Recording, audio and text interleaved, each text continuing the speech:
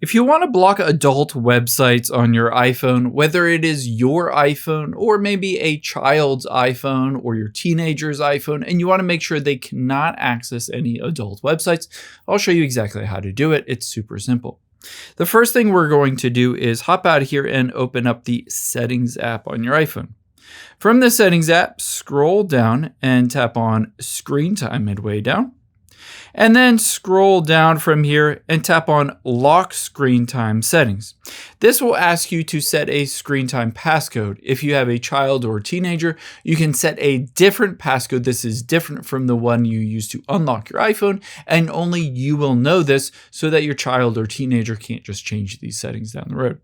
So in this case, I'm just going to choose 1111. Of course, choose something a bit more difficult to guess. And then it says screen time passcode recovery. I'm just going to hit cancel and skip, but of course you can go through those steps. Now let's block those adult websites by going to content and privacy restrictions. Toggle on content and privacy restrictions at the top. Again, you'll need to enter in that passcode. So let me just do that real quick. And then tap on App, Media, Web, and Games. From here, scroll down a little bit and tap on Web Content. And instead of unrestricted, switch it to Limit Adult Websites.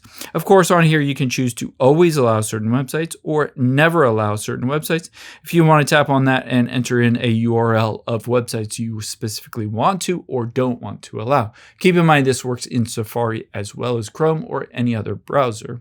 At this point, a lot of creators ask you to like or subscribe, and I'm not going to do that. I just want to thank you for spending a couple of minutes here with me today.